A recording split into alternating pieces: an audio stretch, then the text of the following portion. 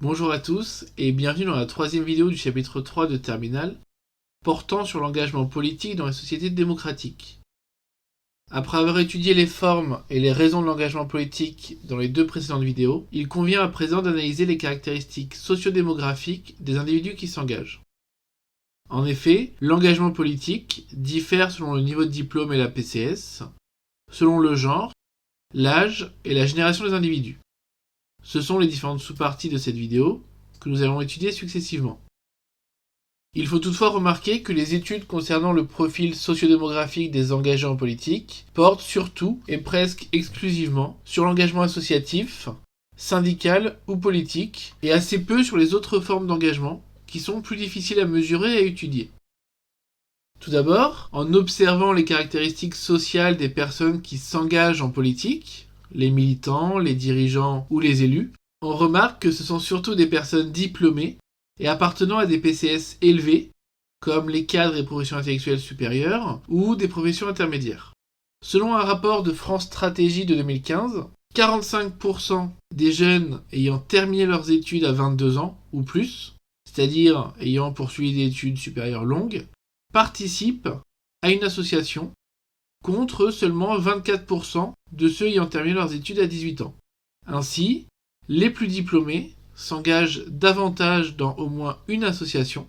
Le même constat peut être fait en termes de position professionnelle, puisque 47% des jeunes en emploi, contre 18% des chômeurs, participent à une association. Ces différents constats concernant le niveau de diplôme et la position sociale s'expliquent par ce que Daniel Gaxi appelle le sens caché. Pour s'intéresser à la politique et y prendre part de manière plus ou moins forte, il faut s'estimer légitime et compétent pour le faire. Or, ce sentiment est inégalement partagé dans la population. Dès lors, l'engagement en politique est fortement corrélé à la détention de capitaux culturels, en priorité, mais aussi sociaux et économiques. Or, on retrouve ces différents capitaux plus fréquemment chez les personnes diplômées et ayant une position sociale élevée. Cette théorie du sens caché explique l'engagement plus faible des catégories populaires, qui sont moins diplômées, qui déclarent être moins intéressées par la politique et ne rien y connaître ou ne rien y comprendre. Cet engagement plus faible des personnes peu diplômées ou ayant une position sociale plus faible se mesure notamment avec les écarts d'abstention aux élections. La deuxième caractéristique sociodémographique qui permet de distinguer l'engagement des individus, c'est le genre. En effet, l'engagement politique semble être une activité majoritairement masculine si l'on regarde le profil des élus et des dirigeants politiques, alors même que les comportements électoraux et l'engagement associatif varient assez peu selon le sexe des individus. Pour expliquer cette surreprésentation masculine en politique, il existe plusieurs explications, notamment celles liées aux différences de socialisation. Ainsi, les hommes seraient habitués à travers la compétition scolaire et sportive à la compétition politique. Ils transposeraient alors leurs compétences agonistiques à l'arène politique et s'engageraient alors davantage que les femmes, puisque ces compétences agonistiques, qui désignent l'habitude à l'affrontement physique ou verbal, serait une des qualités recherchées par les électeurs parmi les différents candidats. Par ailleurs, les femmes ont une disponibilité plus faible en termes temporels et financiers pour s'engager en politique. La double journée de travail est plus difficilement compatible avec un engagement politique important pour les femmes. De même, la hiérarchie des genres sur le marché du travail et dans la société de manière plus large se retrouve également en politique. Dès lors, l'engagement des femmes est moins visible, moins présent dans les fonctions dirigeantes, de partis ou élus. En effet, malgré la loi sur la parité en politique, la féminisation du personnel politique n'est pas aboutie. Certains partis politiques préférant même payer une sorte d'amende, ou en tout cas renoncer à des financements publics, plutôt que de proposer autant de candidates que de candidats aux élections. En ce qui concerne l'engagement associatif, on remarque que les socialisations différentielles selon le genre entre hommes et femmes produisent des différences dans le type d'associations vers lesquelles les femmes et les hommes vont se tourner. Les femmes s'engagent davantage dans les associations caritatives, humanitaires et sociales, qui rappellent alors les qualités supposées féminines et maternelles de soins et d'attention aux autres. Enfin, la dernière caractéristique sociodémographique qui distingue l'engagement des individus, c'est la question de l'âge et celle de la génération. Au premier abord, on constate un plus faible engagement politique des jeunes, puisque le vote ou l'adhésion à un syndicat ou à un parti augmente avec l'âge. Une explication de ces différences de comportement politique en fonction de l'âge est, une nouvelle fois, le sentiment de compétence politique. Ainsi, en vieillissant, les individus deviendraient plus familiers du processus électoral, du champ politique en général, et s'engageraient alors davantage, notamment à travers le vote. Avec l'âge, les individus développeraient ainsi des compétences politiques plus fortes qui leur permettraient de s'engager davantage. En effet, le militantisme et l'engagement dans les associations augmentent avec l'âge. Au-delà de cette première explication, on remarque que l'engagement des jeunes diffère de celui des plus âgés.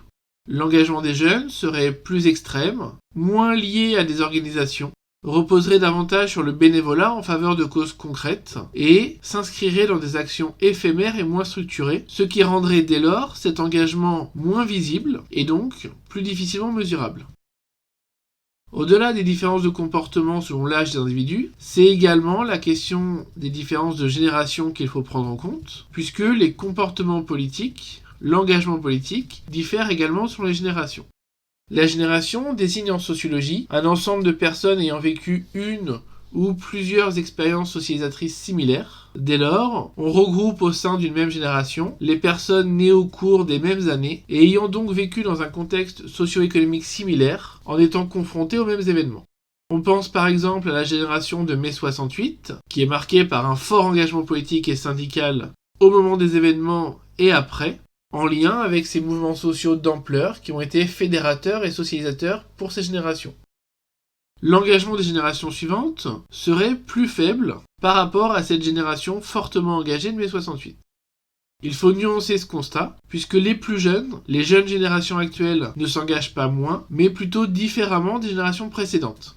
La jeunesse actuelle privilégie davantage les petites associations locales, plus souples, par rapport aux grandes ONG et aux grandes associations traditionnelles, dans lesquelles les décisions sont prises par un petit groupe de dirigeants.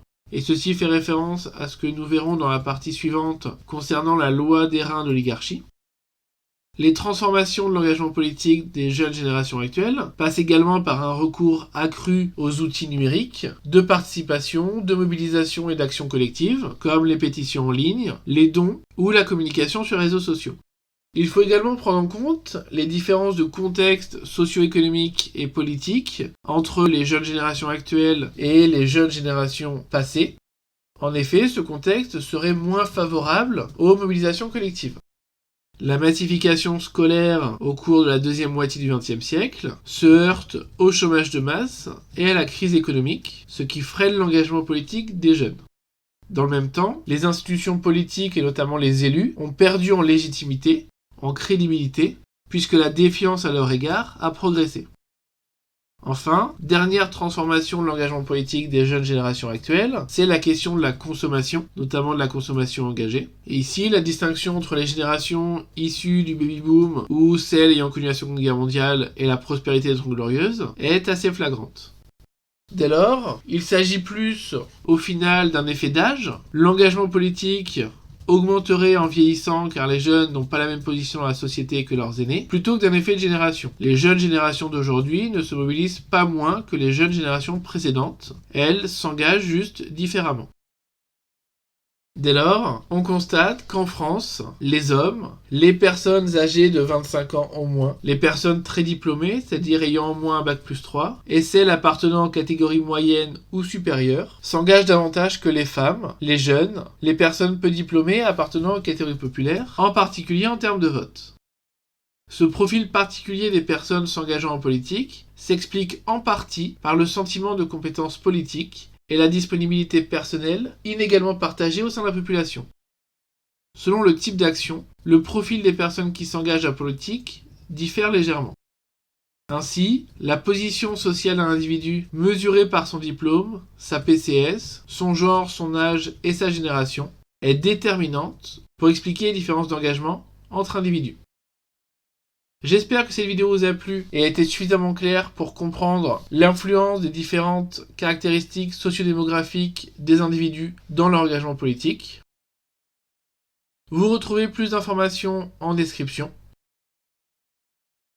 Les prochaines vidéos de ce chapitre porteront sur les analyses des mouvements sociaux, notamment sur l'évolution et les transformations des objets de revendication, des acteurs et des moyens d'action utilisés par ces actions collectives. Bon courage et à bientôt dans une nouvelle vidéo.